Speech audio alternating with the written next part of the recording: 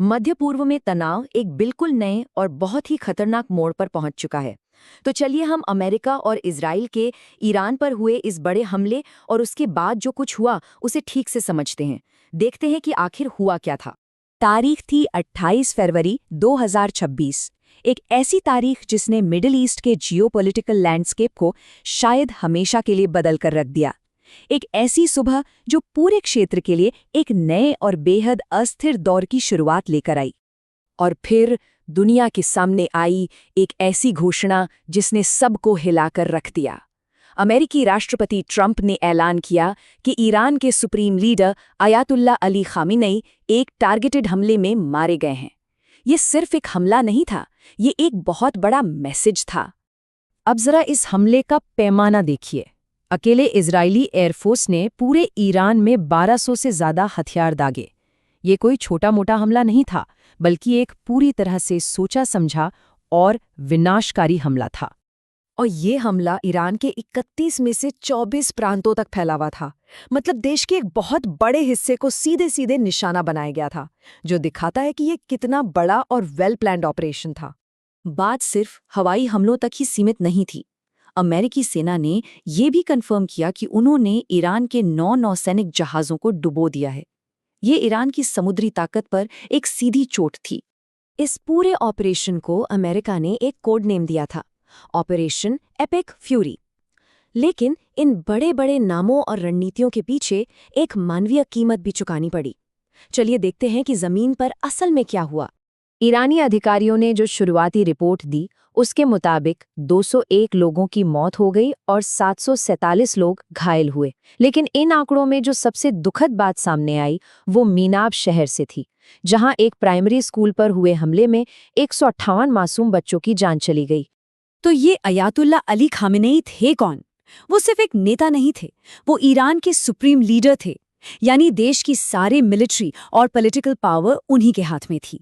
लगभग 4 दशकों के शासन के बाद उनकी मौत का मतलब था एक बहुत बड़ा पावर वैक्यूम, जिसने ईरान के भविष्य पर एक बड़ा सवालिया निशान लगा दिया है। तो सवाल ये है कि ये सब हुआ कैसे? क्या ये अचानक हुआ? जी नहीं। ये समझने के लिए कि हालात यहाँ तक कैसे पहुंचे, हमें थोड़ा पीछे जाना होगा। ये टकराव रातों रात नहीं हुआ, बल्कि सालों से जो तनाव बढ़ रहा था, ये उसी का नतीजा था। चलिए कुछ महीने पीछे चलते हैं। दिसंबर 2025 में ईरान के 100 से ज्यादा शहरों में सरकार के खिलाफ जबरदस्त प्रदर्शन शुरू हो गए। सरकार ने इन प्रदर्शनों को बड़ी बेरहमी से कुचल दिया। इसके जवाब में अमेरिका ने मिडिल ईस्ट में अपनी फौजी ताकत बढ़ानी शुरू कर दी, जो 2003 के बाद की सबसे बड़ी तैनाती थी। तो कुल मिलाकर 3 बड़ी वजह थीं जिसने इस आग को हवा दी। पहला, ईरान के सीक्रेट न्यूक्लियर प्रोग्राम को लेकर बढ़ता खतरा। दूसरा, देश के अंदर आर्थिक संकट की वजह से लोगों का गुस्सा। और तीसरा, बातचीत से मसला सुलझाने की सारी कूटनीतिक कोशिशों का फेल हो जाना। लेकिन कहानी यहीं खत्म नहीं हुई। ईरान चुप बैठने वालों में से नहीं था। उन्होंने इस हमले का जवाब दिया, और उनका पलटवार भी उतना ही तेज और जबरदस्त था, जिसने पूरे क्षेत्र को अपनी चपेट में ले लिया। 1 मार्च को ईरान ने एक साथ कई मोर्चों पर जवाबी हमला बोल दिया। बहरीन में अमेरिकी नौसैनिक अड्डे से लेकर यूएई के दुबई एयरपोर्ट और इजराइल के तेल अवीव तक सब निशाने पर थे। ये एक बहुत बड़ी और कोऑर्डिनेटेड जवाबी कार्रवाई थी। ईरान की तरफ से जो दावा किया गया वो भी चौंकाने वाला था।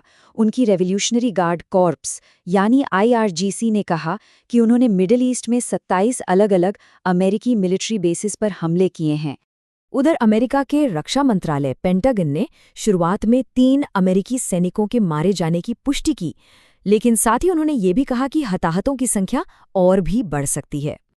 अब जाहिर है, जब इतना बड़ा टकराव हो तो इसका असर सिर्फ जंग के मैदान तक नहीं रहता। पूरी दुनिया की अर्थव्यवस्था पर इसका असर पड़ना तय था, और वो असर तुरंत दिखा भी। हमले की खबर जैसे ही आई, तेल बाजारों में मानो आग लग गई।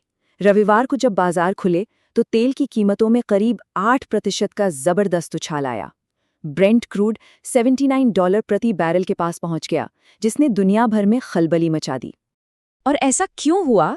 इसकी एक बड़ी वजह है हॉर्मुज़ जल डमरू मध्य। आप समझिए, ये दुनिया की एनर्जी सप्लाई की एक लाइफलाइन है। दुनिया का लगभग 20% तेल और LNG इसी रास्ते से होकर गुजरता है। तो यहाँ जरा सी भी गड़बड़ का असर पूरी दुनिया पर पड़ता है।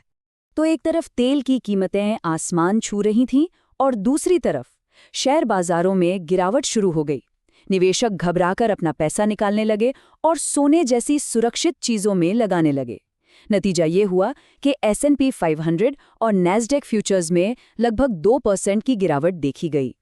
तो इन सब घटनाओं के बाद अब सवाल ये है कि आगे क्या होगा। पूरा इलाका एक तरह से एक चौराहे पर खड़ा है जहां से आगे का रास्ता बिल्कुल साफ नहीं है। कई बड़े सवाल हैं जिनके जवाब आने वाला वक्त ही देंगे। ईरान के अंदर खामनेई की मौत के बाद जो खालीपन आया है उसे भरने की कोशिशें तुरंत शुरू हो गईं।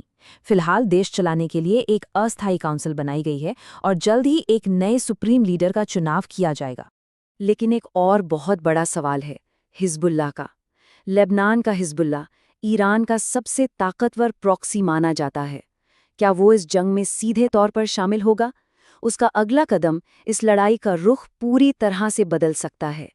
और यही हमें सबसे बड़े और सबसे अहम सवाल पर लाता है, क्या ये सिर्फ एक झड़प है या एक बहुत बड़े विनाशकारी युद्ध की शुरुआत? इसका जवाब तो खैर भविष्य ही देगा, लेकिन फिलहाल पूरी दुनिया ने अपनी सांसें थाम रखी हैं।